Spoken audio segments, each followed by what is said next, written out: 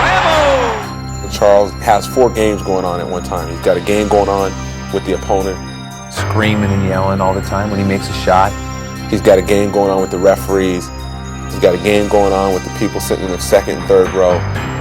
This is too much. He is unbelievable. He had to have a blood transfusion when he was about 3 days old. Sometimes I wonder what kind of blood was in the transfusion. All I need is a little tight dress, some red lipstick, and some pumps. I'll be all right. He loves to shock people. It's all part of bad boys getting more attention than good boys. Why don't they just take their ass whipping like people and go home? No, you know, I never got the impression that Charles Barkley liked to shock people. Dreams come true in my new shoe. That's not what I want to say. Charles's honesty may be one of his downfalls. I mean, one of the reasons that he gets in trouble is because everything he says is honest. But ain't no one player can guard me, and y'all can write that down. He's a free spirit. He's John Wayne in shorts. Oh, brother! God want us to win the world championship. I don't know if I go that far, Charles. Oh, no, I talked to him the other night. If you listen to Bark and you shut your eyes, you think there's a young Cassius Clay out there ready to jump out of that skin. I still don't quite have the answer. Maybe he said it right. He's the 9th wonder of the world. He says that he's God's chosen one. It might be tough to disagree with both of those.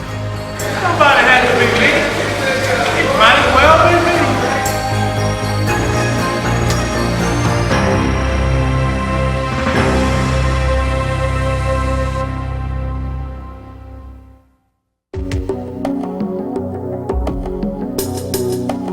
When trying to explain Charles Barkley, it seems that no single image is enough. But despite all of the descriptions that have been offered, there is one that is rarely heard. He was a very shy kid. You know, he was just, he was quiet. I mean, he was.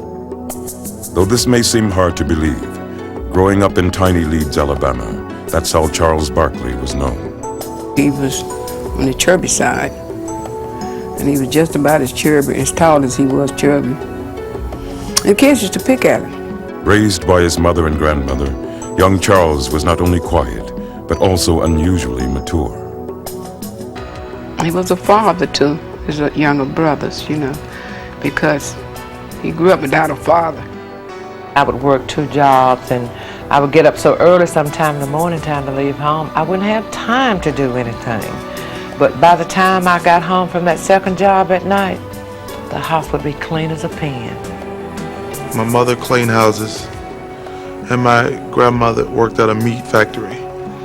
They did whatever it took to make sure that we had something all the time. We didn't have a lot, but we never went without. So that's probably the greatest thing that I learned from him. Just do whatever it takes to make yourself successful. With that lesson in mind, Charles began to play basketball, not only with thoughts of fun and games, but also of his future. In high school, my #1 priority in life is to make life easier on my mother and grandmother. So I'm thinking, just go to college for free, because if I didn't get a scholarship, I wouldn't have been able to go to college. But as an overweight 5'10" guard, Barkley didn't appear to be a likely target for college recruiters. His height, it's just hard for him to compete. Plus his shot in high school wasn't that good. Charles was so average. Despite his obvious shortcomings, Charles remained determined. You know, a lot of Saturday nights when the other boys would be out going to dances and things, Charles would be down on the basketball court, right down the street, bouncing a basketball. Charles's skills were improving, but it didn't really seem to matter. He would come home and he would cry sometimes. He said, "Mom, I am good enough to play on the varsity team if they would just give me a chance." His granny would tell him, "Just keep working, baby. If you got it, somebody's gonna see it." Clinging to this hope, Barkley struggled in vain to overcome his physical limitations. And then, as if to reward his faith, Providence finally lent a hand. He started to get bigger and bigger and taller and taller. Everybody was like, "Hey, come down to the gym. Charles Barkley can touch the rim and slam a basketball." And I thought, there's no way Charles Barkley can dunk a basketball. He's 6 foot. Barkley's surprises were just beginning. Shooting up in height, he would finally have a body that was a proper vessel for his determination. Between my junior year and senior year in high school, I went from 5'10" to 6'4". Even though when I had the growth spurt, I was never really awkward because I had been playing guard all those years, and all of a sudden, everything just fell perfectly into place. It would not be long before Barkley began catching everyone's attention. You know, and God is good. He just happened to be in the right places at the right times, and the right people were in the stand, and they seen him play. And they said, where they been hiding this kid? Charles finally had his chance, and he wasn't going to blow it. He would make Leeds High School one of the best teams in Alabama. But more importantly, he would reach a goal that only months earlier had seemed impossible. He earned a scholarship to Auburn University.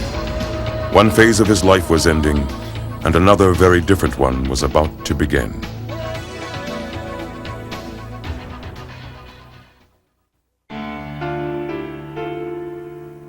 The Charles Barkley who arrived on the campus of Auburn University in the fall of 1981 bore little outward resemblance to the one who had left tiny Leeds, Alabama. Over the summer, he had grown in both size and athletic ability, and now, away from the domestic responsibilities of home for the first time, he was feeling his oats.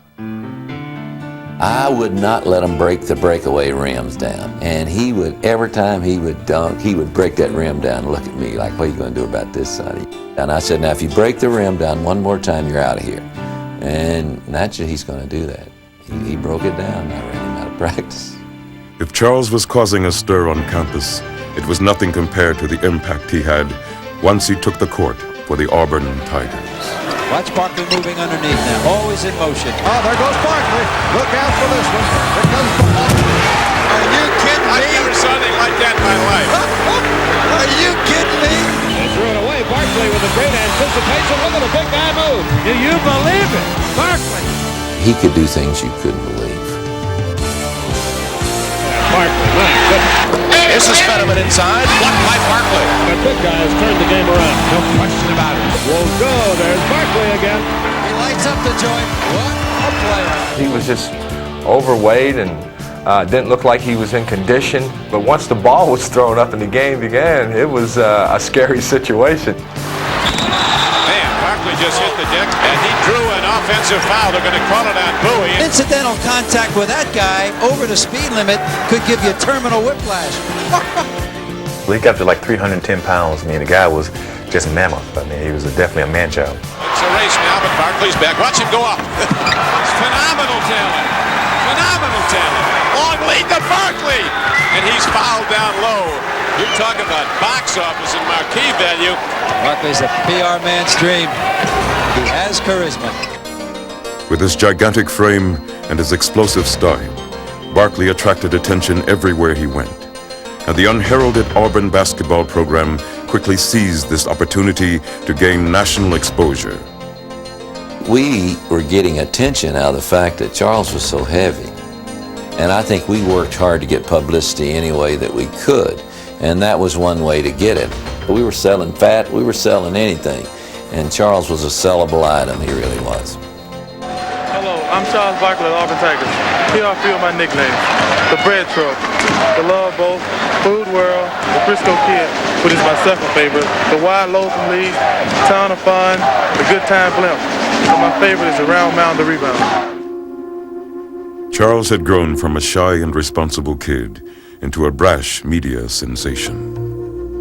I was always really quiet. And then when they put you in the limelight at the age of 18, you go to college, everybody knows you and everybody's talking to you all the time. Your personality changes. And the true measure of that change was evident in his growing conflict with his coach, Sonny Smith. He was lazy, and he felt like he could play real heavy, and I felt like he couldn't. So we had a little war going there to lose weight. He could have said to me, Charles, you need to lose some weight and you can play better, instead of saying I was a fat, out-of-shape slob all the time. I knew I had something special. I knew I had a pro on my hands, and I knew that it was my responsibility to develop him, give him a chance later, so I was really tough on him. At the end of my second year, I had had enough. I had led to SEC in rebounding 2 years. I was all SEC, and he was still riding me all the time. So finally, I just picked up and said, hey, I'm transferring. Charles Barkley had reached a crossroads. In his struggles with Coach Smith, he faced both the benefits and the burdens that came with his newfound stardom. And his resolution of this conflict would set a pattern for the rest of his life. We had a meeting, and we sit down, and he said, hey, you lose a little weight, you'll play harder, you'll play better. And he was right.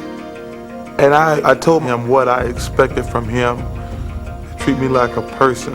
I knew right then that I wanted to be treated like a person, not just a piece of meat. Charles would stay at Auburn for his junior season, and it would be his best. He would be named SEC Player of the Year and lead Auburn to its first ever NCAA tournament appearance. And as he made his decision to forego his senior season and enter the NBA, he looked forward to a bright professional career and looked back with new perspective. I had matured from my freshman year. Well, I just rebelled. My sophomore year, I just rebelled.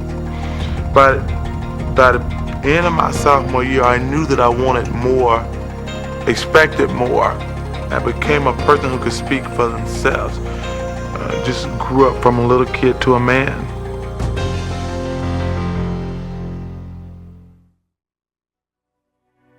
With his final season at Auburn, Charles had established himself as one of the most talented players in college basketball. But questions about his attitude remained. And despite his impressive showing at the Summer Olympic trials, he found himself cut by strict disciplinarian Bobby Knight. I had no real interest in playing on the Olympic team in '84. No disrespect to anybody, I just didn't want to play basketball all summer. Despite Barkley's questionable reputation and his recurring weight problems, the Philadelphia 76ers made him the 5th pick in the 1984 draft. And as he began his rookie season, Charles quickly displayed the ability that had caught the Sixers' attention. It was just his amazing strength and explosiveness, even at that time weighing around 280 pounds. And you'd say to yourself, wow, this guy could be, something special. But though Charles played with raw passion, he seemed unable or unwilling to discipline his talent. Charles's first year was quite an experience. Charles would act up. Charles wouldn't run back to half court. Charles was very difficult, to say the least. It seemed as if Charles had once again fallen into the rebellious trap that he had struggled through at Auburn. But now, he would have veteran center Moses Malone, one of the NBA's hardest workers, to provide him with an example. You could see that Charles wanted to be great, but he didn't want to work at it. So I said, Charles, things you got to do, it's not going to come easy because right now you're into pro ball, you got a lot of great athletes. So what you got to do, get the attitude and get mean and get aggressive and come play every night. Under Moses' tutelage, Charles learned to tap his vast well of natural ability. Up until then, I had never worked hard. I just played the game strictly on talent. He taught me how to work hard. I got in really good shape, and I'm just watching him and learning from him. As he began his second season, Barkley saw Moses' lessons begin to pay off. Alive, Barkley's there, gets it again, reverse left hand by Barkley. Here's a bad pass, it might get out of hand, not before Charles gets it. It's just a question of Charles wanting it more in the Dan Brown field. He got believing in himself and got believing in what he could do, and he went to another level. Just as Barkley was beginning to mature as a player, however, he would be thrust into a demanding new role. At the age of 24, the mantle of responsibility had fallen on him. Doc was gone, Moses was gone, Bobby Jones was gone, and it was Charles Barkley's team. It was a challenge that stoked Barkley's competitive fire. Responding with a vengeance, he would take his game to another level and take the league by storm.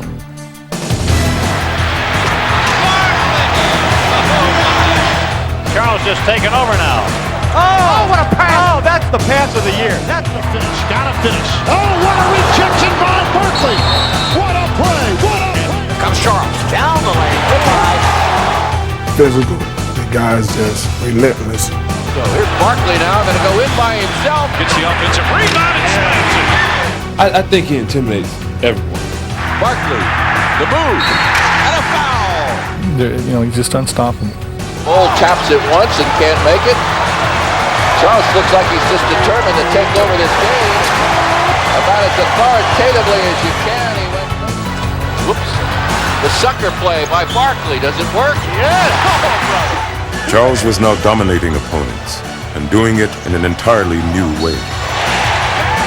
Charles is on the run again. 2-on-2. Behind his right by Ellis. Oh! Here you had a power forward in a small forward's body with guard instincts, and there's never been a player that I can remember that combined all of that. He's bringing the house down. Barkley had become one of the league's marquee stars, and no one was enjoying it more than Charles himself.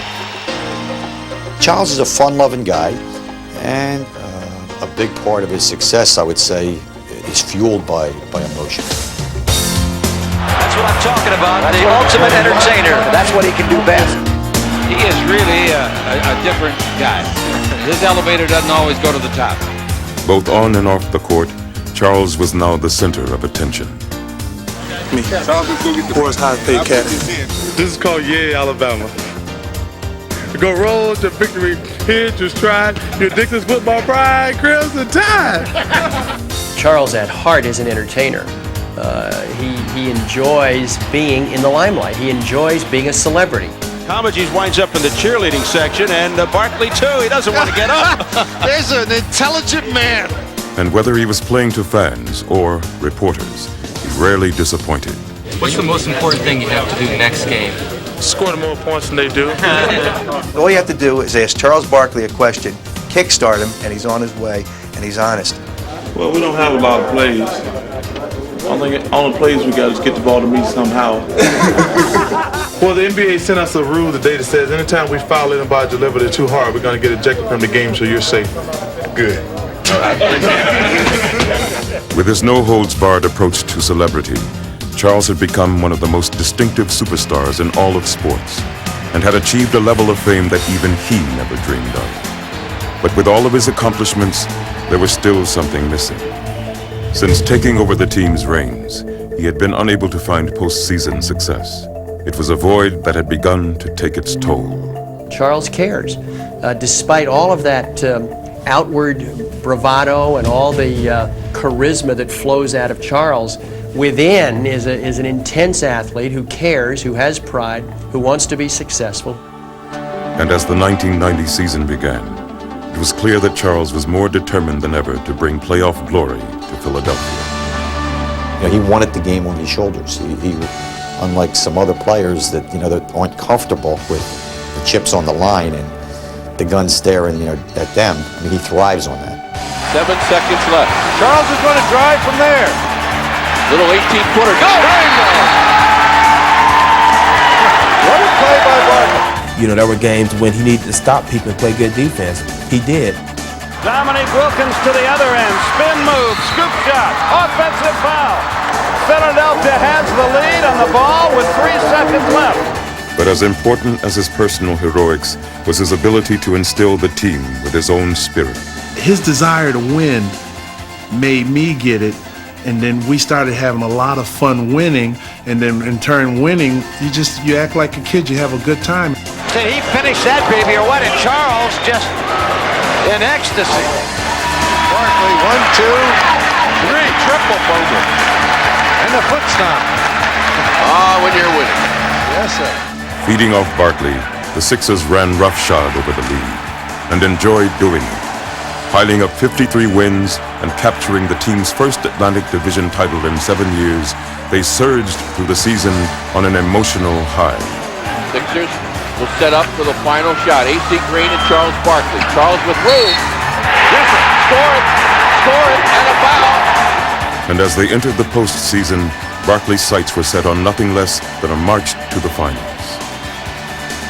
He felt at that time that was the most talented team that he had around him, and this was his chance in Philly to get there.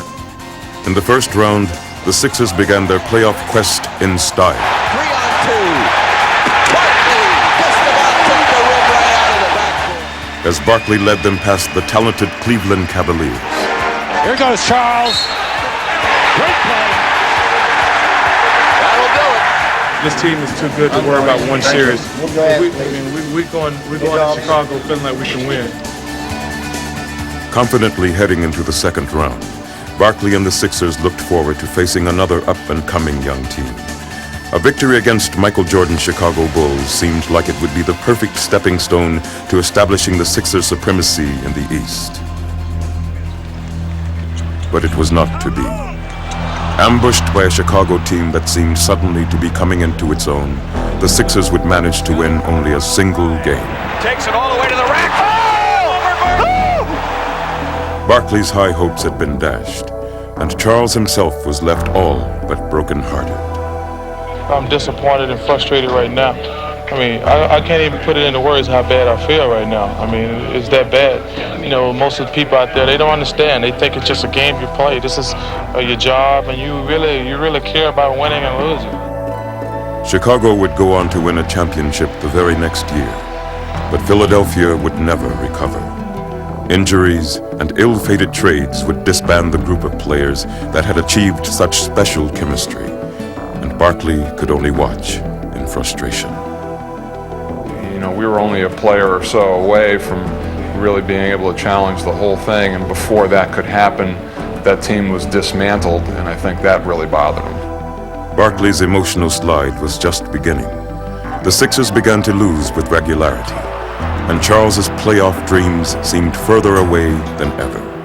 I could see the frustration in him as the year went on because he felt that you could see it, that the opportunities were dwindling away. And Charles was typically candid with his emotions. There was a game at the Forum against the Lakers, and the Sixers lost badly. And after the game, Charles said, "We got a bad team." Now, so that there could be no misunderstanding, I posed the question among a group of reporters, do you mean that you have a team that didn't play well tonight?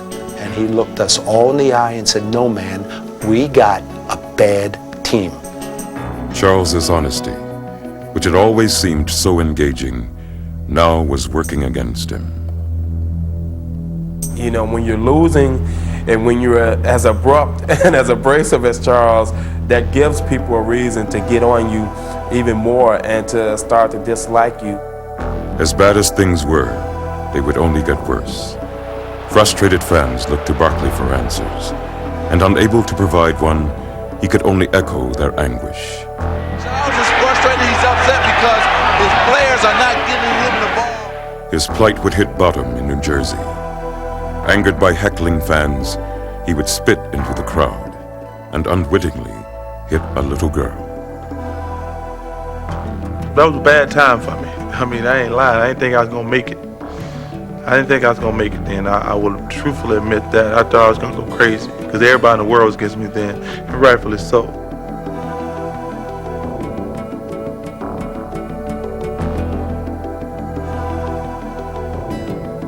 So the spin incident is where it all changed. It made me really take a closer look at myself. But the most important thing it did was it made me realize that I wanted to win too bad. There shouldn't be anything on a basketball court that make me want to spit on another person. And that's kind of where it all changed for me. Charles knew he needed to change, but stuck in Philadelphia, he would not be given the chance. Besieged by questions about his character, his leadership, and even his ability, Charles could only stoically bide his time. You want to stay with this team? I just want to win, man. I just want to win. Charlie, you want to stay here?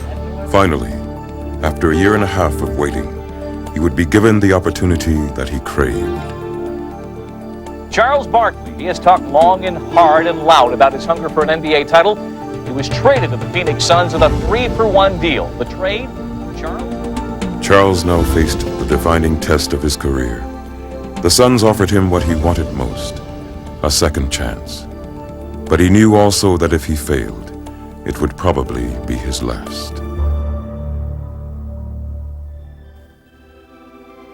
Before Charles could meet his destiny in Phoenix, he would join the Dream Team for the Summer Olympics. And from the start, his trip to Barcelona seemed to renew his spirits. Good morning, ladies and gentlemen. Would like to welcome you aboard. This is Glad to be here. It meant a lot to me because they were saying, hey, you're a great player and you've done a hell of a job, even though your team hasn't been winning. So that was great. Reaffirmed as one of the game's top stars, Charles again found himself in the midst of adoring fans. It was like traveling with, I guess, the Beatles. You know, that stuff you see on TV where there's thousands and thousands of people waiting all the time. It was unbelievable. While some Olympians may have found the constant crowds and attention daunting, Charles took to the streets with relish. I'm in the Olympics. I wanted to see it. I mean, it's a once-in-a-lifetime thing. I'm not going to spend the whole time in my hotel room. I think that's crazy. One of the game's most visible figures, Charles attracted the media in droves, and he entertained them like the Charles of old. People usually go after the guy who's the most vocal, and he didn't disappoint anybody. He was in rare form. How much do you know about Angola, the guy that you would be playing there? And I don't know anything about Angola, but Angola's in trouble. How did you feel in 1972 when the Soviet Union beat the United States in that wild game? Well, I had just flunked my entrance exam into kindergarten, so that was the only thing, you know. Charles was once again enjoying his celebrity status, and at the same time, he reveled in being a part of a team where he was not the only focal point. David Robinson, Patrick Ewing, Michael Jordan. This is like Charles, what are you doing, lying again? spring break in the ghetto. It was kind of just like hanging out at a big fraternity party. Come on, man, put your bowling ball here. Hey, that was a good joke. Did you do that too? I did. That's pretty damn good. Sometimes I dream that he is me. I just want to be like Chuck. Mike. It was fun, Mom? Relieved of the burden of carrying a losing team, Charles was also having fun sharing the court with his superstar teammates. Charles is on the run again. Behind his man. Holy mackerel. Here they come. I just do my thing. They gonna make me look good, I'm gonna make them look good. Because if you're a great player, man, the game is so easy. And the better players you play with, the game is even easier.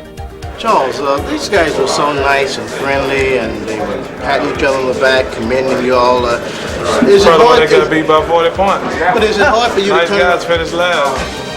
And as the Dream Team swept to its ultimate goal, As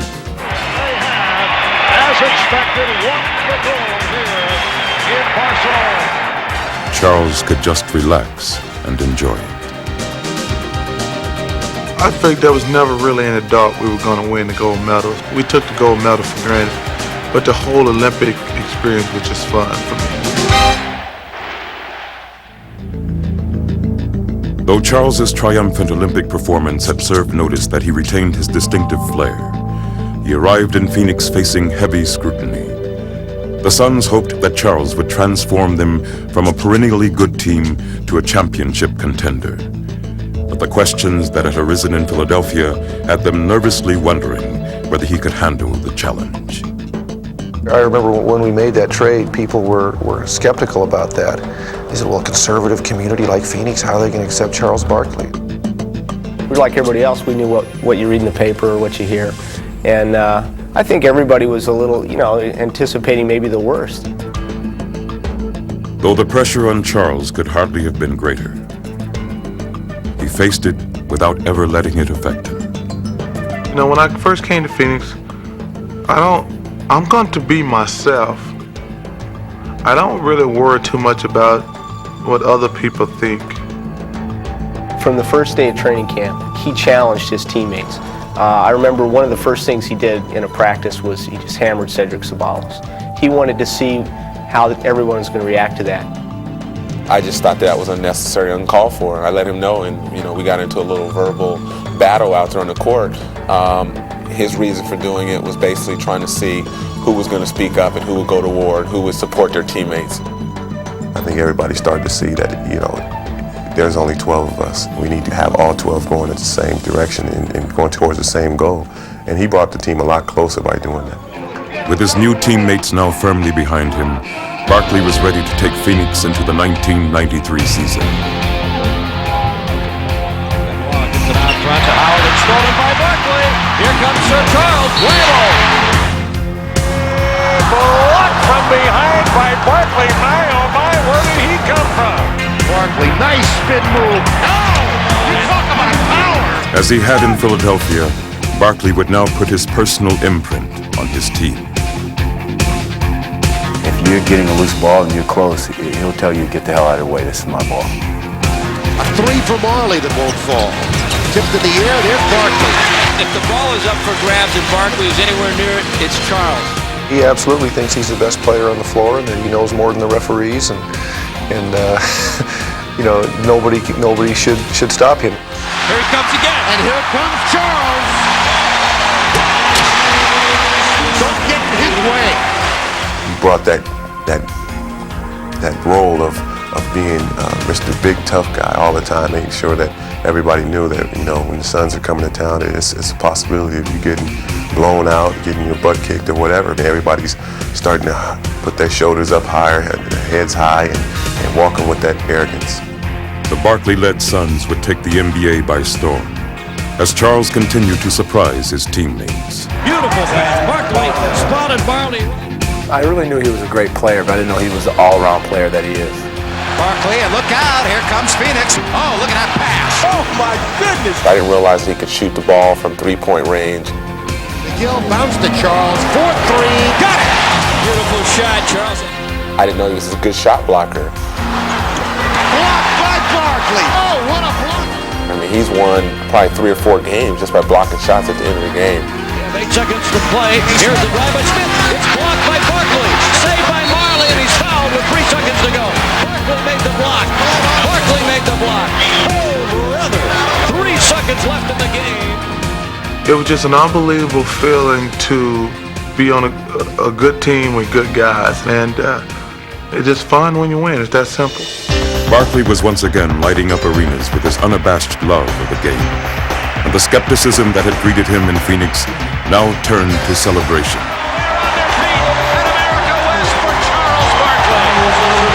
And they should be. He has charisma. He brings people to him. How many guys have a writer following them around and all he does is the Barkley beat? Only a couple quotes from Barkley. He doesn't cover the story, the pre-game stories or anything. He does the Barkley beat. Without question, he's the most popular athlete ever to wear a Phoenix uniform in any sport, and he accomplished that in 1 year. Barkley's revitalization was not only big news in Phoenix, but also throughout the league. He carries on a press conference before every game. You know, he'll have a half-an-hour press conference with the media in every city. Charles's popularity had never been greater. Now the player who had been the league's most notorious villain was its most celebrated star. Charles Barkley! Wait a minute. What's going on here? Some fan ran out on the court, and Barkley's getting some smooches. I'm surprised that wasn't one of my daughters the way they love Barkley. I think it started with the Olympics. I think that brought me to the forefront. But in the last year or so, man, it just kind of all just like boom. And now, ladies and gentlemen, the man we all know and love, Charles Barkley! Action. Check this out. No matter how much success you have, every time you go to the next level, it's still mind-boggling. But no matter how high Barkley's popularity skyrocketed, he never lost sight of his goal. Money doesn't matter, endorsements don't matter. The only thing matters is winning.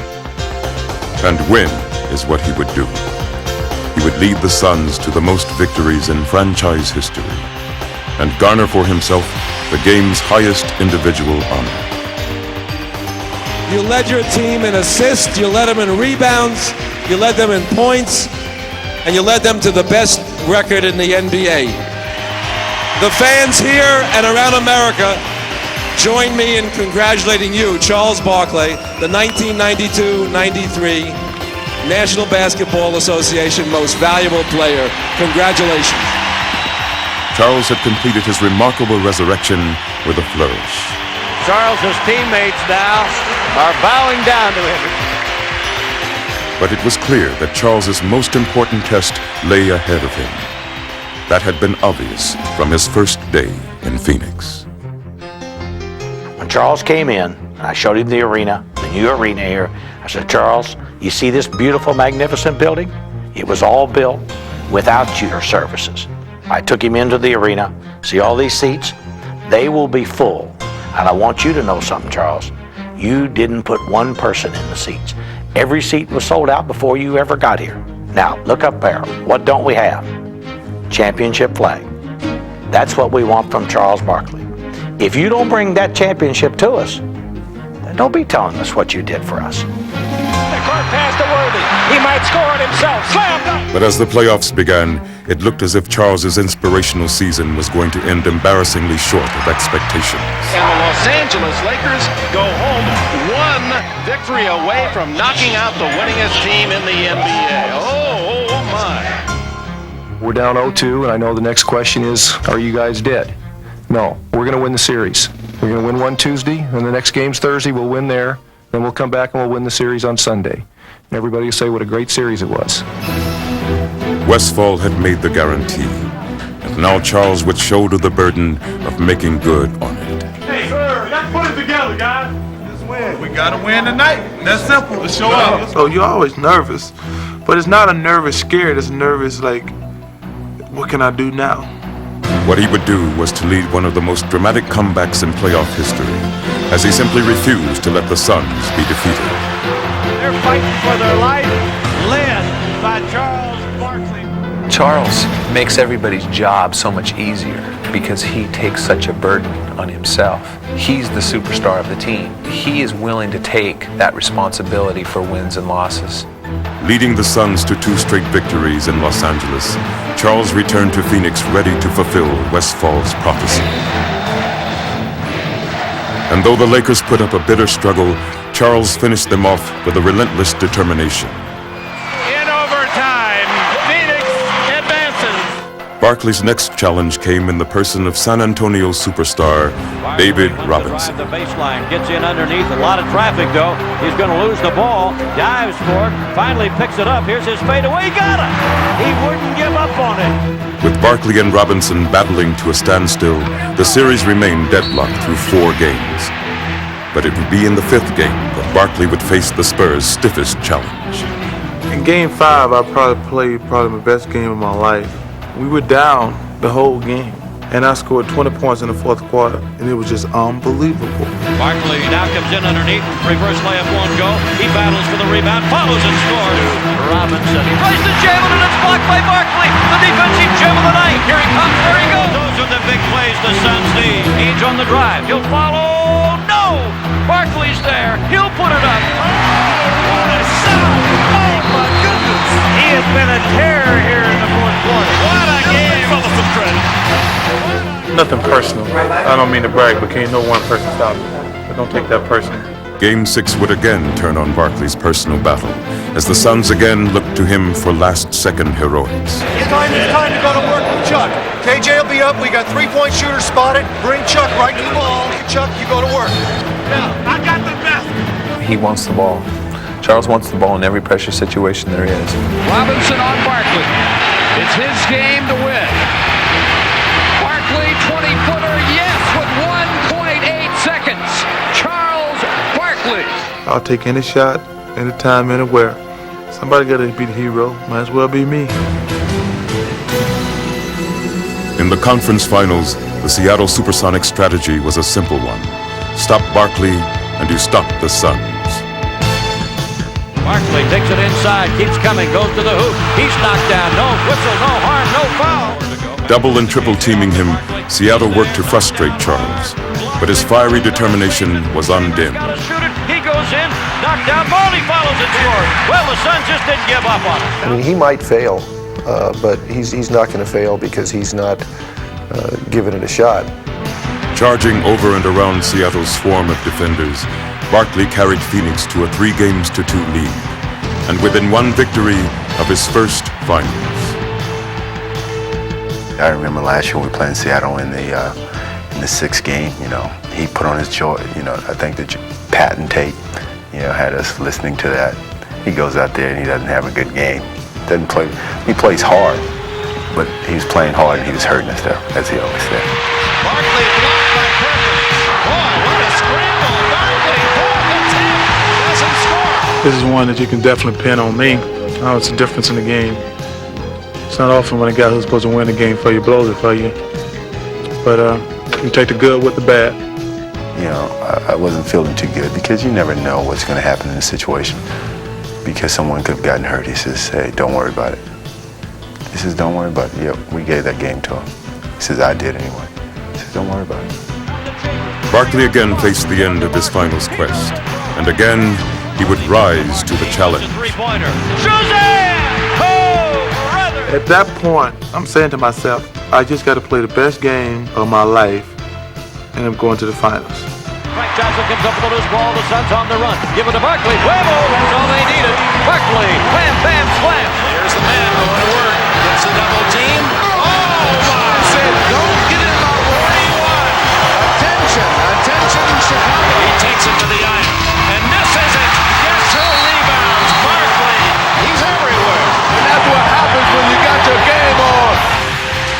There goes that man again. He has been the man who's been leading them, and he's fired up, Dick. He wants that ball. Barkley scores, and he is fouled. Superstars come to play in big games, and Charles Barkley has come to play tonight. In that 7th game, I think he had 44 points, 25 rebounds. And he said, Frank, I told you not to worry about it. And the Phoenix Suns are in the NBA Finals in quest of their first ever NBA championship. That was a perfect example of his will to win. He was not going to allow us to lose that game.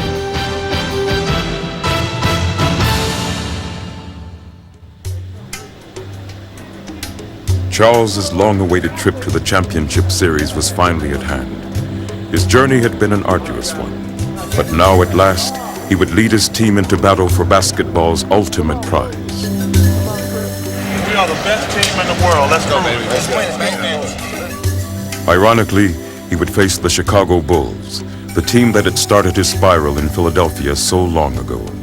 But this time, he would not be defeated easily. That's when Charles Barkley is at his best. And even as the Bulls jumped out to a 2-0 series lead, Charles remained steadfast in his belief in himself and his team. Kevin Johnson hearing it off the crowd, hearing the booze. To the Phoenix fans who were getting on Kevin tonight, if Kevin Johnson, we wouldn't be here without him. And if you're gonna boo Kevin Johnson or give him a hard time if he's struggling, please don't come to the game, because we don't need you. If you're not going to be with us through the good times and the bad times, we don't want you here. He is with his team, win or lose, good or bad. And he stood up and he was counted. He puts nothing ahead of his teammates, and I think that's a great quality that he has. And he knew that if he stepped up and said something nice about KJ and that we're still behind him, that people would step back and listen to him because of who he is. He had seen his team in Philadelphia dismantled. Now in Phoenix, he would hold his team together. Charles has come to play, and he's come to lead his team. He's putting them on his shoulder saying, I'm going to lead you. Everybody follow me. Though Barkley would ultimately come up short in his cherished quest, he would never stop fighting. That's a superstar. That's a leader. And he wants a championship. And though the Suns would not fulfill their championship expectations, Barkley would not let their spirit be broken. We played as hard as we could. Can't do no more. I'm proud of my team. I have to give all the respect to the Phoenix Suns for keep fighting back. They've really played championship basketball. I expected us to win the World Championship this year.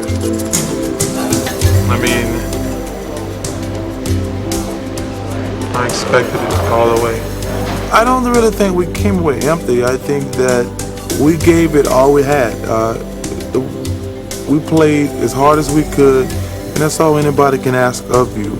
You kind of actually caught between a rock and a hard place because you want to say it was a great year, but you feel so bad right now.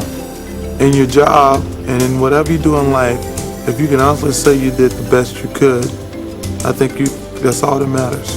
I don't think anybody can ever say they did had a year like I've had it. If we had won, that would have been a capper. He wants it real bad, and he does have it in perspective. If he doesn't get it, his life's not going to end because he doesn't get it, but when he's out there competing, he probably feels like it's going to end if he doesn't get it. I don't look at myself as like a failure because we didn't win the world championship. You know, hey, if we're on a team good enough to win it, we'll win it. If we're not, we won't win it.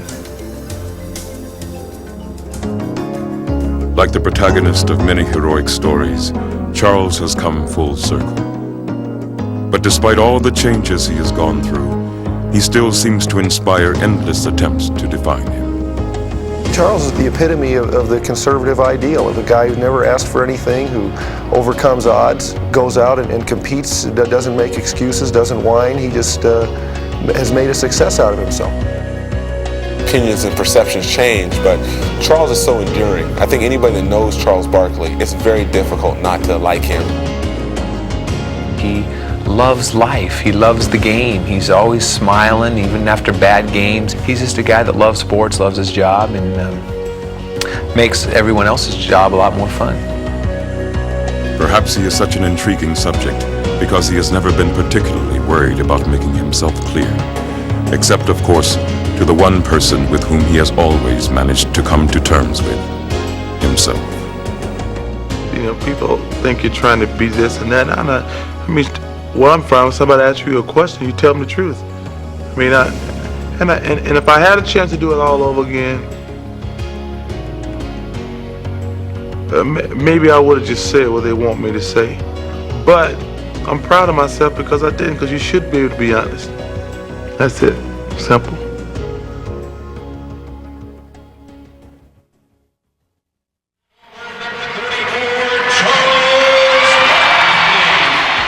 Here comes Charles. Get out of the way.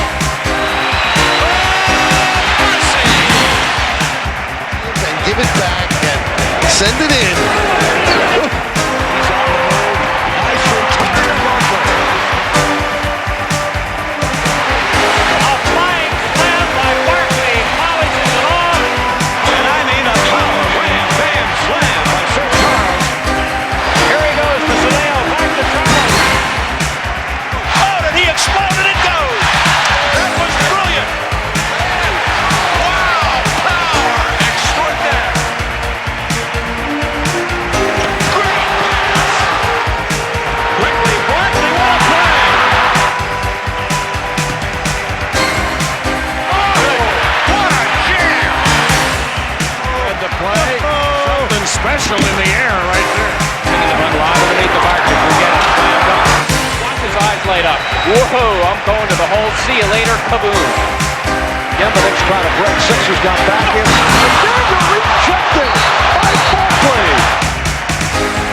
Let's watch this. Ooh, that's what I'm talking about. The ultimate